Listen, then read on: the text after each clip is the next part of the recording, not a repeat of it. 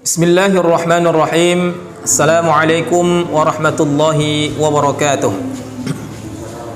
Alhamdulillahi rabbil alamin. Wassalatu wassalamu ala syarafil anbiya'i wal mursalin, nabiyyina Muhammadin wa ala alihi wa sahbihi ajma'in.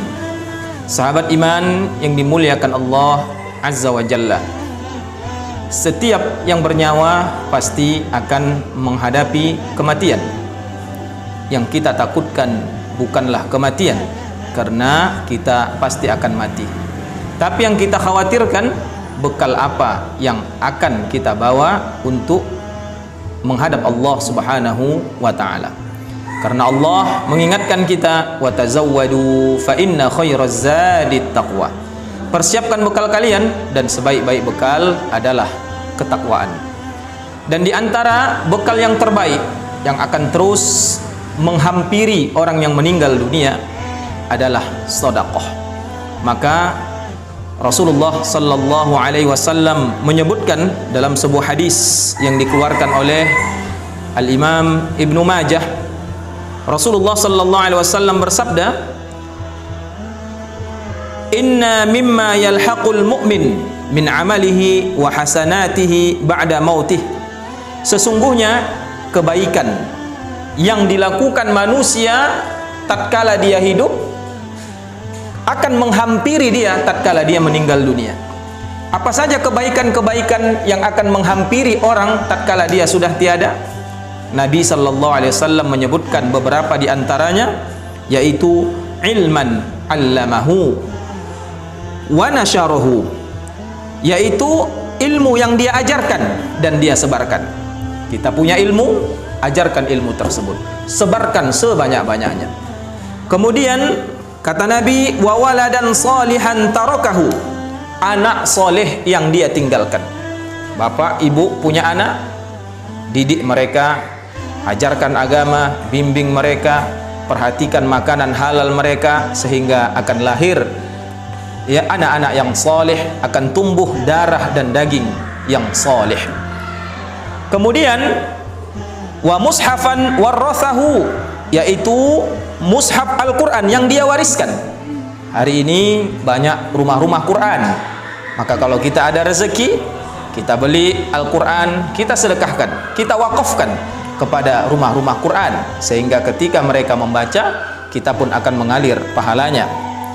Kemudian kata Nabi sallallahu alaihi wasallam, au masjidan banahu, masjid yang dia bangun, pembangunan masjid, kita turut andil di dalamnya. Kemudian au baitan libnis sabil banahu, dan rumah untuk musafir kita sediakan. Kemudian au nahran ajrahu, sungai yang dia alirkan untuk kepentingan masyarakat. Au shadaqatan akhrajaha, atau sedekah yang dia keluarkan, min malihi, dari hartanya, fi sihhatihi, tatkala dia sehat, wa hayatihi, dan tatkala dia masih hidup, yalhaquhu min ba'di mautih, maka amalan-amalan itu akan menemani dia tatkala dia tiada. Sahabat yang dimuliakan Allah Azza wa Jalla, di antara amalan tadi ada yang namanya sedekah. Oleh sebab itulah tatkala Allah titipkan harta kepada kita, maka mari kita gunakan di jalan Allah Subhanahu wa ta'ala. Karena salah satu penyesalan bagi orang yang Allah titipkan harta tatkala dia tiada, yaitu kenapa dia dahulu tidak bersedekah, kenapa dia tidak menggunakan hartanya sesuai yang telah Allah kehendaki. Ini disebutkan dalam Al-Quran surah Al-Munafiqun ayat 10. Penyesalan orang yang telah tiada, diantaranya karena dahulu tidak sedekah. A'udzu billahi minasyaitonir rajim. Wa anfiqu mimma razaqnakum min qabli an ya'tiya ahadakumul maut fayaqula rabbi laula akhartani ila ajalin qaribin fa asaddaq wa akum minas salihin. Apa kata Allah? Infakkanlah sebagian rezeki yang telah kami berikan kepada kalian sebelum datang kepada kalian kematian. Dan ketika dia mati, maka dia berkata, Rabbi, ya Allah, ya Tuhanku, seandainya engkau akhirkan kematianku, engkau panjangkan umurku, engkau hidupkan aku kembali ila ajalin qarib, fa as-saddaq, pasti aku akan bersedekah, wa akum minas solihin, dan aku akan menjadi orang yang saleh. Jamaah muliakan Allah, di antara penyesalan orang yang sudah tiada karena mereka dahulunya tidak bersedekah. Oleh sebab itulah banyak fadilah-fadilah yang akan kita dapatkan ketika kita bersedekah. Di antaranya Allah akan tambahkan harta kita, di antaranya Allah akan berkahi harta kita. Sedekah bisa memadamkan kemurkaan Allah, bahkan sedekah bisa menyembuhkan penyakit-penyakit yang kita derita. Itu semuanya semata-mata lillahi ta'ala. Terakhir, sahabat yang dimuliakan Allah, ada sebuah kisah yang disebutkan dalam kitab Sahihut Targhib. Abdullah ibn al-Mubarak, salah seorang ulama tabi'in, pernah didatangi seorang laki-laki yang terkena penyakit lutut berdarah benanah selama 7 tahun tidak sembuh-sembuh.